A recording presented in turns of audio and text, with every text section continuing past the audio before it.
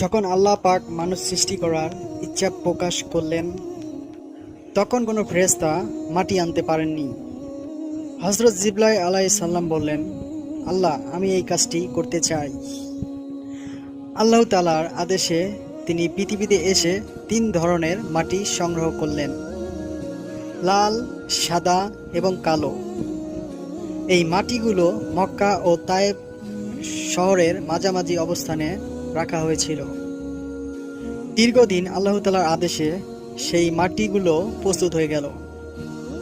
এরপর আল্লাহ আদম আলাইহিস সালামের আকৃতি তৈরি করে 40 বছর পর্যন্ত জান্নাতে রেখে দিলেন।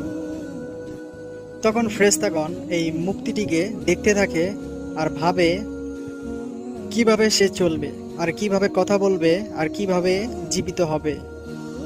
40 বছর পর আল্লাহ তাআলা সেই মূর্তির ভিতরে প্রাণ প্রবেশ করান, অর্থাৎ রূহ দেন এবং আদেশ করেন সেজদা করার জন্য।